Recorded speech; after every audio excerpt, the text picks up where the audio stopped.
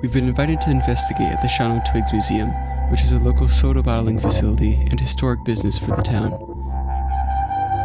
The museum was established to show the legacy of the business, the bottling process, and the development of the town as a whole. It also serves as a place to sample and purchase Twig's original flavors of soda, as well as the popular citrus drink Sundrop. Patrons and staff have reported seeing shadows out of the corner of their eye, and staff members have even been seemingly chased out of the building by disembodied footsteps. We are accompanied by 2 employees of the museum, including one who has reported being scratched on the back while working in the bottling line.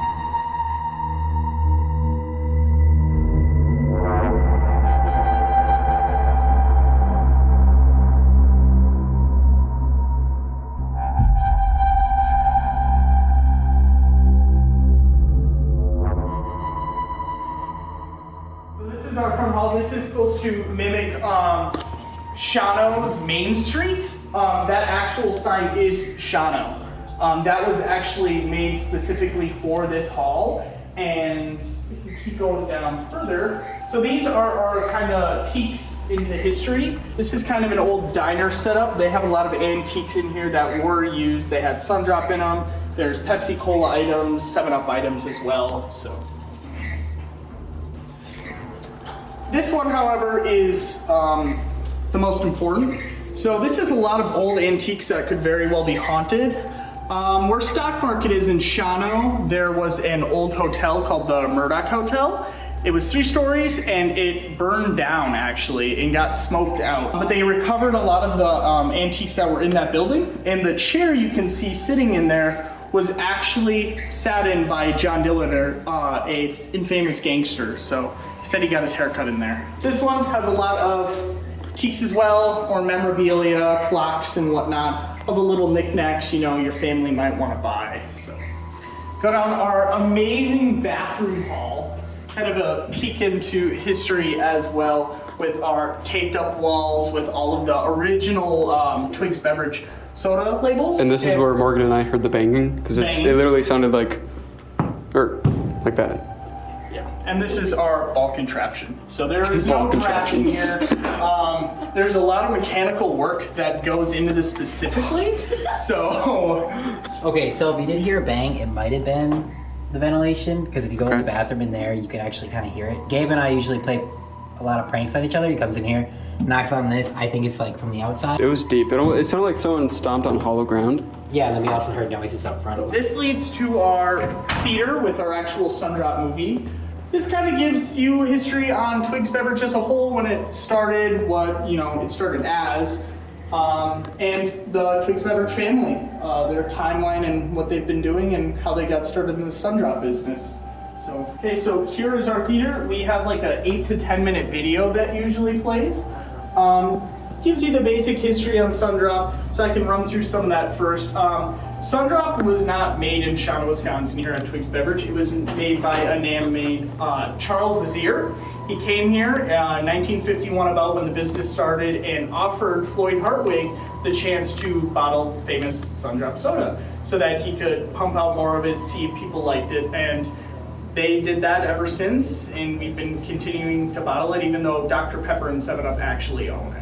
So if you guys want to follow me back here, this is a pretty cool room.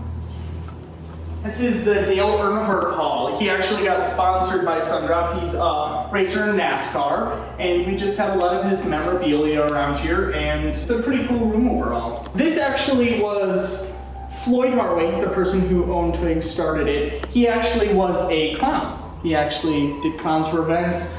I would imagine fairs, a lot of all that. And this is the actual go-kart he rode around in, so we keep that here stashed away in the racing room. If you really want to see some googly googlies tonight, drink this super old Sundrop that's still in here, which is, the special edition Series 1 bottles. Actually, Junior now, if you're still in a racing, he actually is racing now under the Sundrop sponsorship as well. So there's a bunch of memorabilia now that's being pushed out and bought by. So this is kind of Shawano as a whole, kind of straying away from Sundrop. Just how we've been involved in the community, and why baseball is so important is baseball's been important to the Hartwigs. They've all played baseball, as far as I know.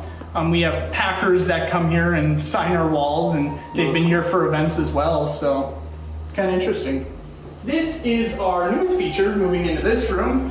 We actually had a few guys working on this, and this just came about. So just showing you what other businesses were in Shawnee, what was important at the time. As you can see, ice cream.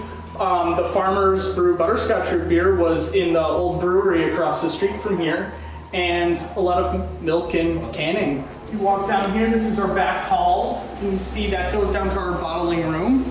And this is probably the best part of all. You walk down this hall and you can actually see bottling happen live. This is our non-returnable soda. So moving back here, this is kind of a good event for the kids.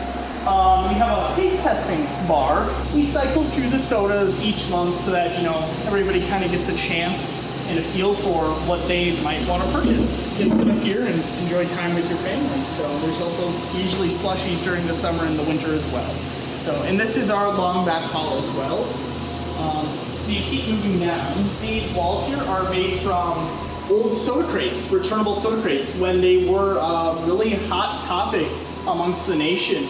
A lot of these aren't even from Sundrop or Twigs. They're from Dad's Root Beer. They're from all over. Old Dutch. You can see a bunch of these. Crush is in here. Coca-Cola, 7-Up. Canadian Dry. Yep, Canadian Dry is in here as well. There's a lot of them. There's other bottling companies that were around at the time through from Manitowoc, Oshkosh, a lot of different soda cases, and we have those all the way down the road. So, and that's pretty much Twig's Beverage here, and it's pretty haunted, and I can't wait to ghost hunt here. So.